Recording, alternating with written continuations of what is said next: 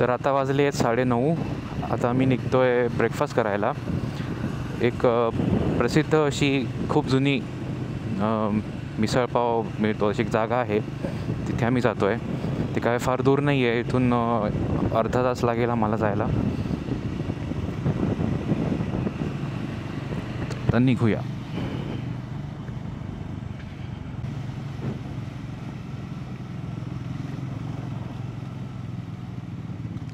हाच रस्ता पुढे मेन रोडला कनेक्ट करेल कदाचित.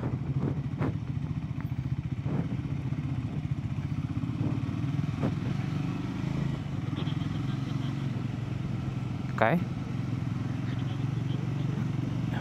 एक सालाचे कांदे? मे बी ते असं असेल की एक साल काढलं की कांदा. तुला खूप कांद्याचे कांदे सोलायची गरज नाही.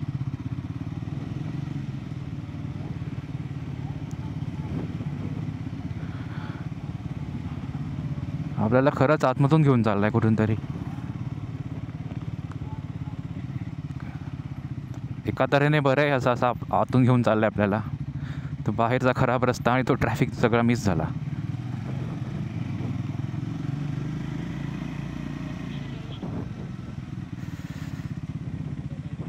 नको, बंद आहे ना. पण चला मागे परत. आपल्याला मेन रोडवरून जाऊया आपण.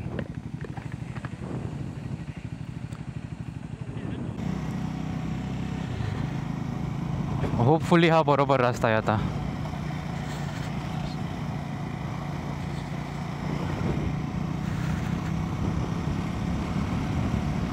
ढग आली आहेत आज, जास्त ऊन पण नाही लागत. बरं आहे.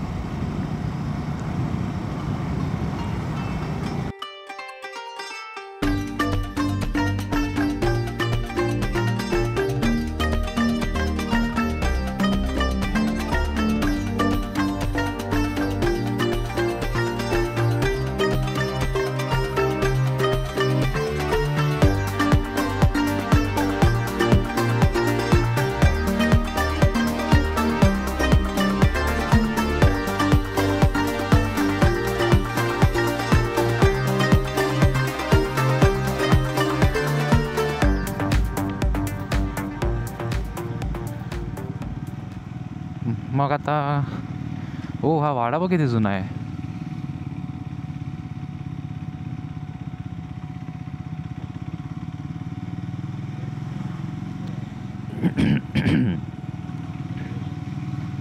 अजून थोडं पुढे असेल मे बी.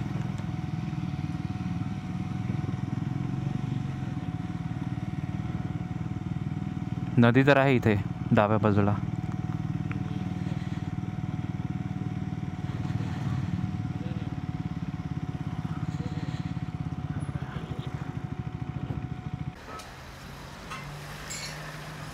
कशी आहे भजी?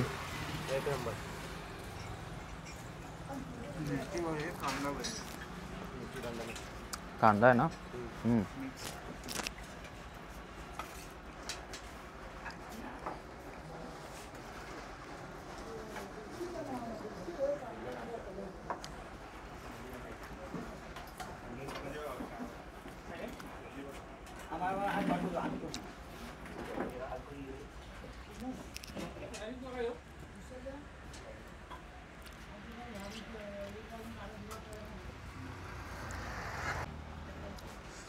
मस्त गरमागरम वाफा येत आहेत, छान.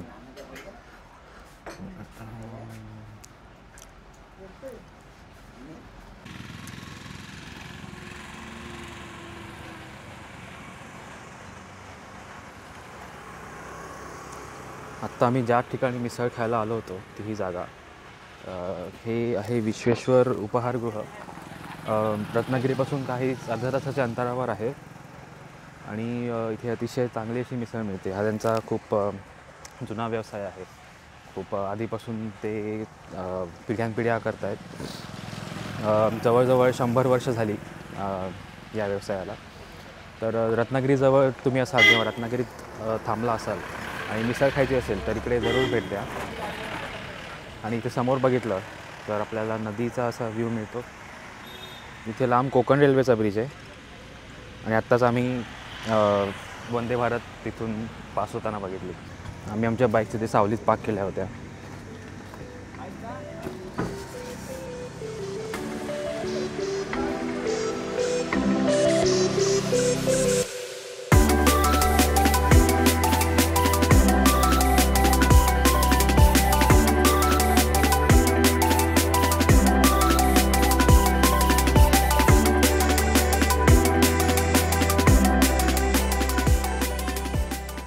आम्ही आत्ता आलो आहे रत्नदुर्ग किल्ल्यापाशी.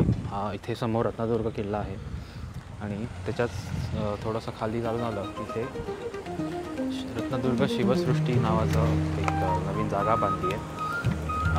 आपण आता आज जाऊन बघूया काय आहे ते.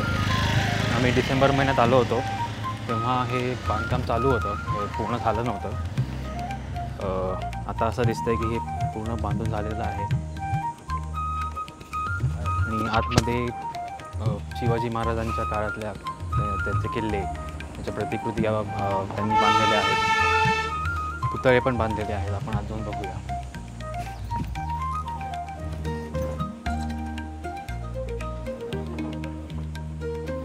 ही कुलाब्याच्या किल्ल्याची प्रतिकृती.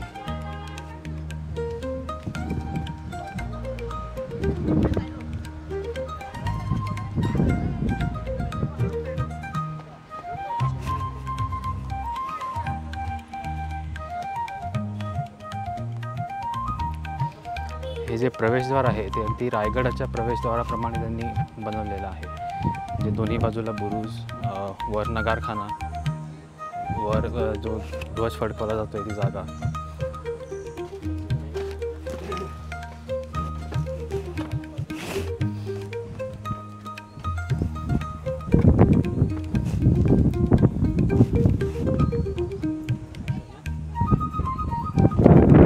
संध्याकाळी इथे ना मस्त हे होतं, लाइटिंग वगैरे मस्त छान दिसत असेल.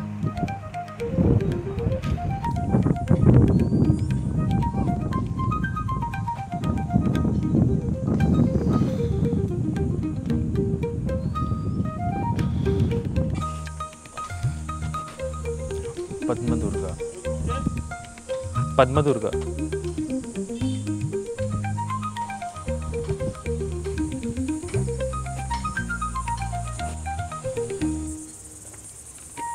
इथे एवढं गरम असलं ना तरी थोडा असा वारा आहे, त्यामुळे असं जरा बरं वाटतंय.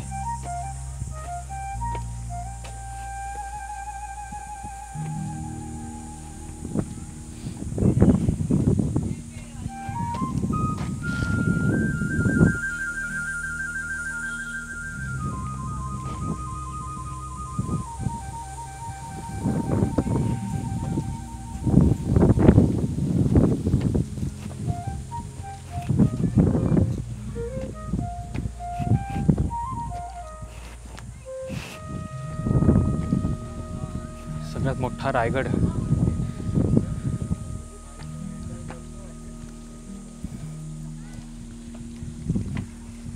त्यांनी लहान लहान डिटेल्स किती चांगली बनवलेत. इथेच आहे, इथे एंड आहे. इथून रायगडला बघ. इथे त्यांनी अशी छोटीशी गुहा बनवली आहे बघ साईडला.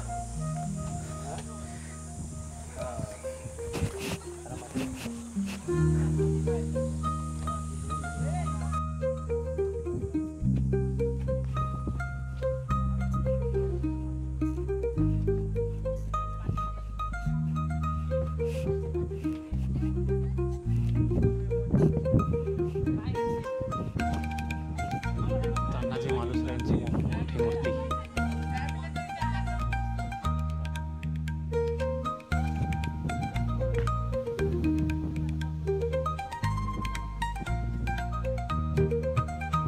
त्या बोटीपाशी जाऊया. कसला कॉपीराईट? बाबा को हो नाही चालू आहे रे. हा बघ इथे पडलाय बघ.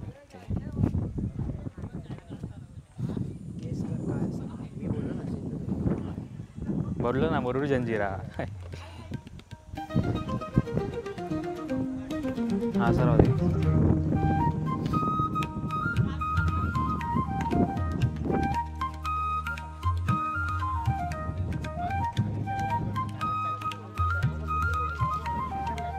किल्ला खूप मोठा आहे आतमधून, बाहेरून छोटा वाटतो.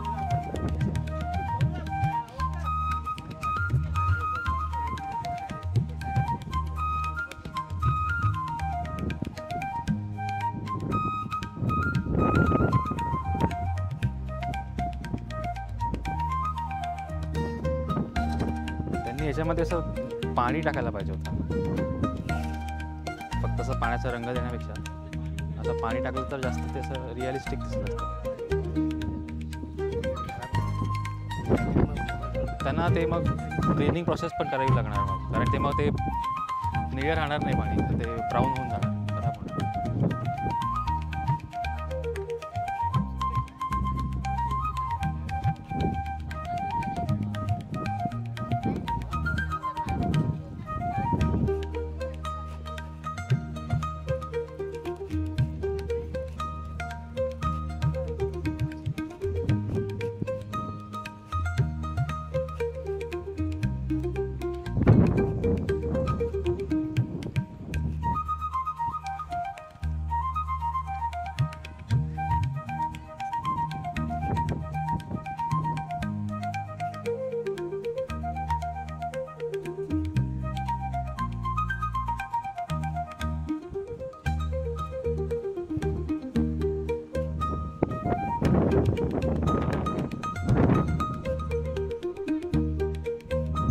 संध्याकाळचं इथे यायला आणखीन छान वाटेल.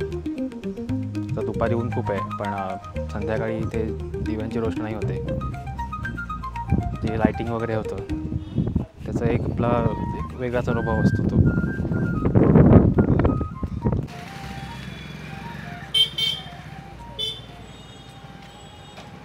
कोकणी मेवाच्या शोधात आम्ही आता फिरतोय. आता रत्नागिरीच्या मेन मार्केटमध्ये आलो आहे. बाईक आम्ही मागेच पार्क केल्या. आता आम्ही पायीच इथून चालत जातो आहे. एक भिडे यांचं एक दुकान आहे, तिथे यांच्याकडे सगळे पदार्थ मिळतात जे आम्हाला हवे आहेत.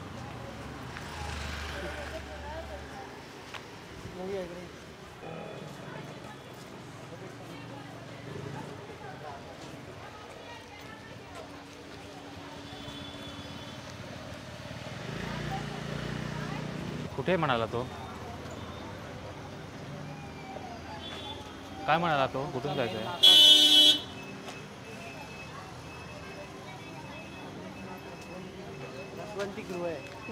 मग प्यायचा उसाचा रस? हो मग काय, पाणी तसं आपण प्यायला नाही आहे मगाशी.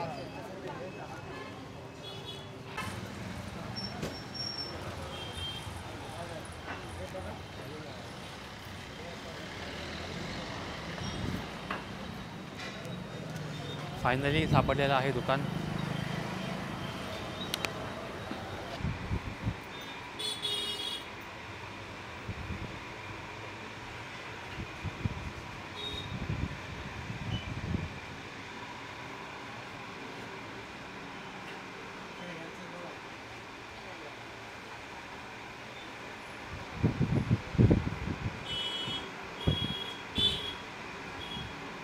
लिस्ट काढ ना.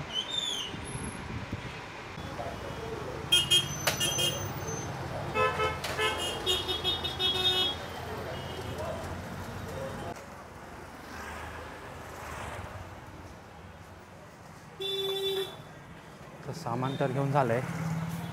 तर एवढं सामान बाईकवर लावायचं कसं हा प्रश्न आहे. तर बघू, काहीतरी जुगाड करावा लागेल.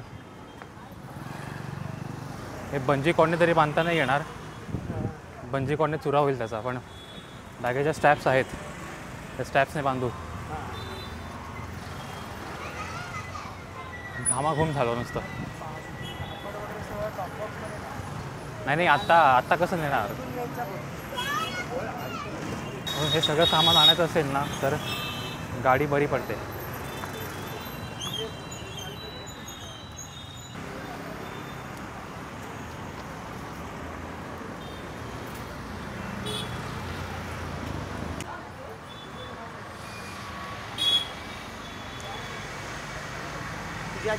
आता ही बॅग पहिले आपल्याला माउंट करायची आहे. बाईक बाहेर काढून मग माउंट करू ना. अशी बाहेर काढूया. खेचण्यापेक्षा आधी बाईक बाहेर काढून हालत खराब आहे.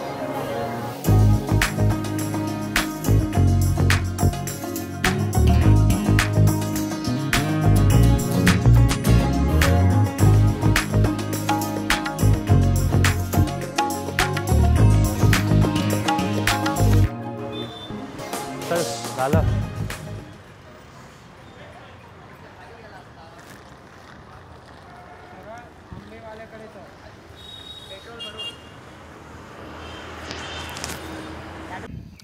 सो फायनली ज्या कामासाठी आलो होतो कोकणात ते काम झालेलं आहे.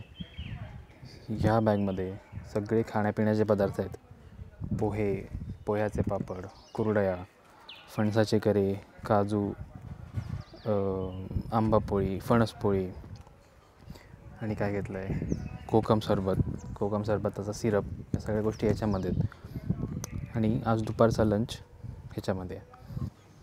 आंबे पण घेऊन झालेत, पण आंबे आम्ही पार्सल केलेत. आंबे घेऊन जायला जी जागा नव्हती, कारण खूप आंबे घेतलेत. जवळजवळ 5 ते 6 डझन आंबे घेतलेले आहेत, तर ते पार्सलनेच येणार आहेत. आणि मुंबई गोवा हायवेचा ट्रॅफिक चुकवण्यासाठी आणि गरमीपासून वाचण्यासाठी आम्ही आज रात्रीच निघायचा प्लॅन करतो आहे. तर आता घरी जाऊन आराम करायचा, सगळं पॅकिंग करायचं, लंच करायचा आणि मग संध्याकाळी रात्रीच 10 ते 11च्या आसपास आम्ही निघूया. सो आजच्यासाठी एवढंच. आता पुढच्या व्हिडिओमध्ये आपण रात्रीच भेटूया.